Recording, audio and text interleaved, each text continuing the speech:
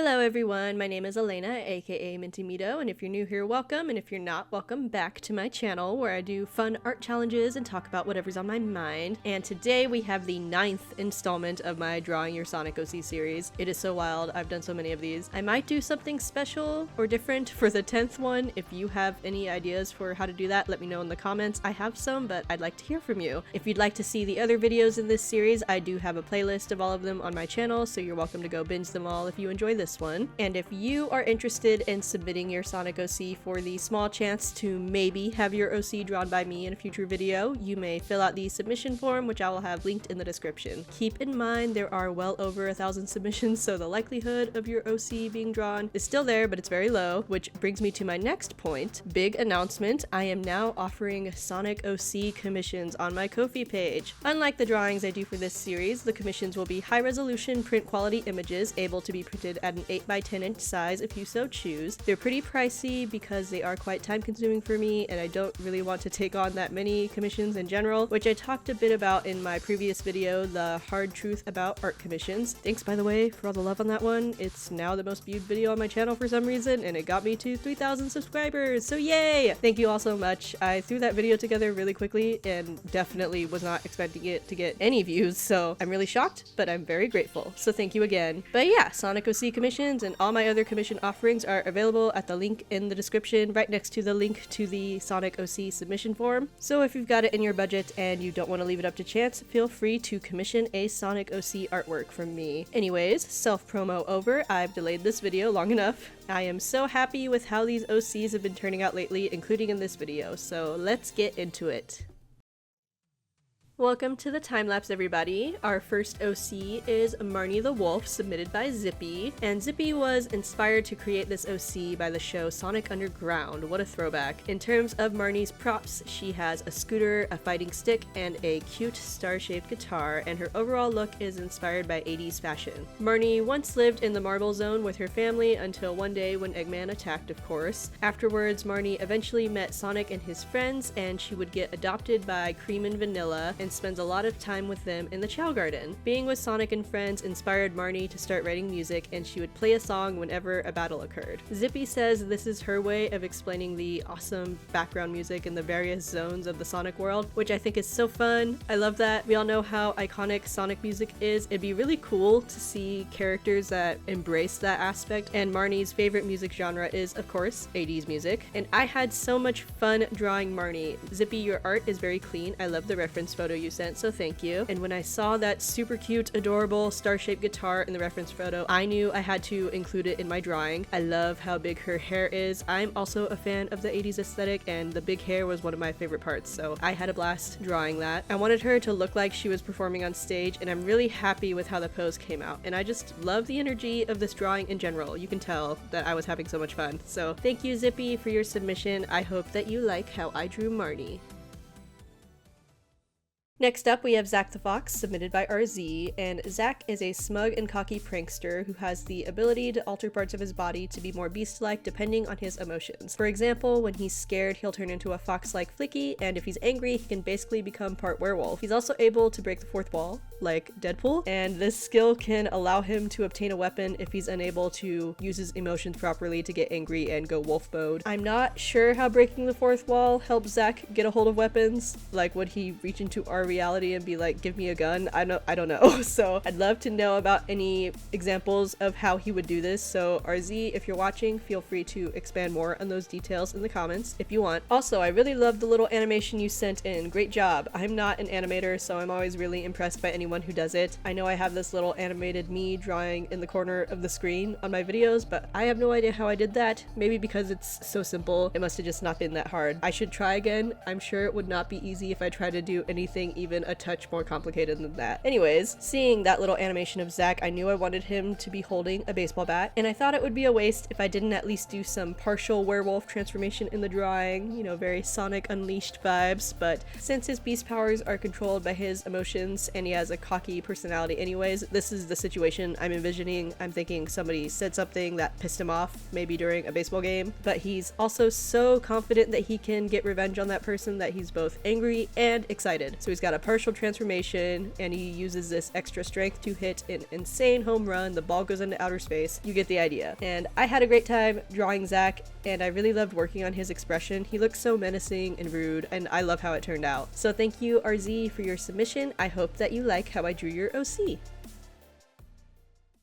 Next up, we have Florence the Flamingo, submitted by Sunny, and Florence doesn't possess any special powers. He's more of a civilian/background character. He carries around a fishing rod and a surfboard with him, and he also plays acoustic guitar, and he lives on the coast as a bystander in the world. Florence has bandages on his wings and legs from rock climbing to collect shells for fun, and from slipping off his surfboard due to intense waves in the past. Florence eats sardine shrimp sandwiches with fish that he's caught himself to keep his beautiful shrimp-colored flamingo feathers vibrant and healthy. He's very charming and is great local entertainment and a jack of all trades. I absolutely love Florence's design. This color palette is so chef's kiss, and there's so much personality in the design alone, and I love him so much. Great work, Sunny. I ended up not doing anything special with his pose because I didn't want to cover up any of his features. Like, every detail is so charming. Looking back now, I wish I made him taller. He is a flamingo after all, but your reference photos are so perfect, and I love that he has so many interests and hobbies while not having any powers. It just goes to show that your OCs don't have to be superheroes to be interesting. Thank you, Sunny, for your submission. I love Florence. I love his design. I love his character. He was so fun to draw, so I really hope that you like my rendition of him.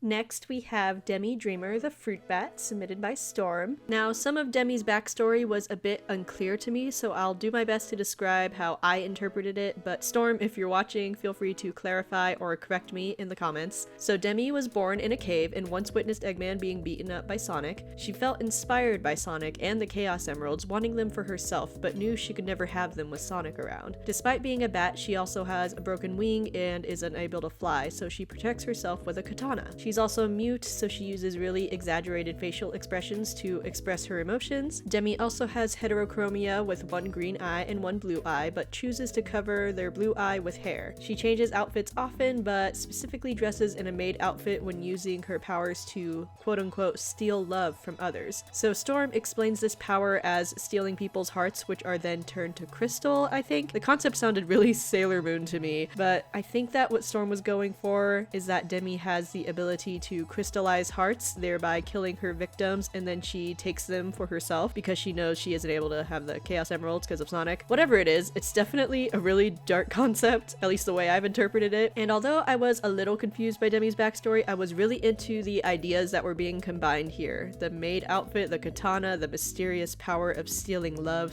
/ people's hearts, plus the really cutesy reference photo. They feel like one of those anime villains that people love because of the aesthetics. So I wanted Demi to look really cute, but have the lighting and the atmosphere kind of imply something darker going on. I'm kind of wishing I had added blood to the katana or the dress, but oh well. I do think I captured a slight sense of creepiness in her facial expression, and with Storm describing Demi's abilities as the power of love, and she has a katana, I couldn't get the love Hashira from Demon Slayer out of my head, particularly the handle for her weapon, so that definitely inspired my design for Demi's katana, and I had a blast with this. So thank you, Storm, for your submission. I really hope you enjoy how I drew Demi Dreemur, the fruit bat.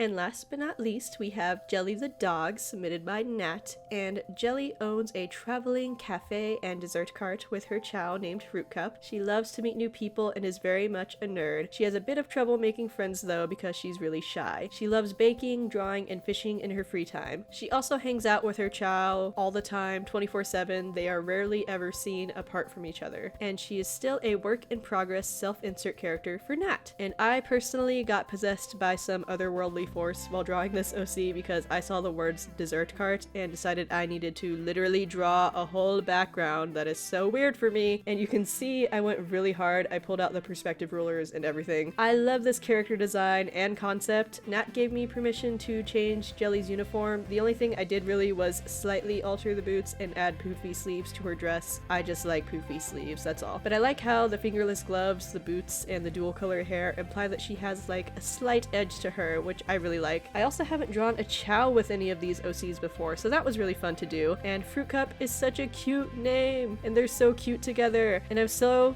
happy with how this one turned out. I loved adding in all the desserts. I have a hobby of going to local markets, and the bakery booths are always my favorite, so I just couldn't resist adding in all of these extra details. So thank you, Nat, for your submission. As you can tell, I loved drawing Jelly and Fruit Cup, so I hope that you like how she turned out.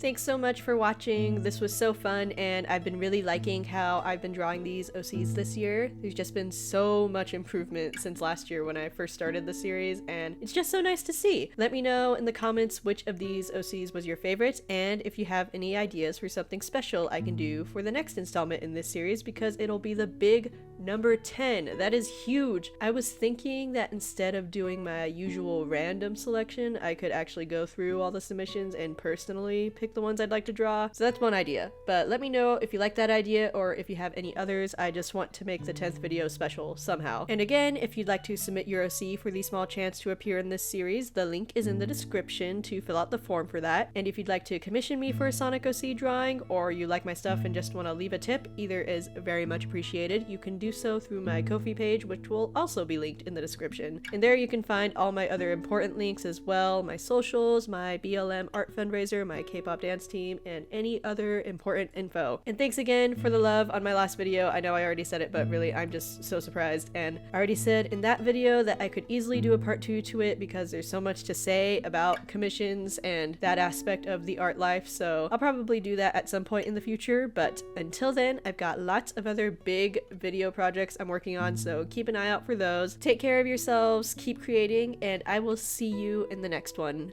Bye!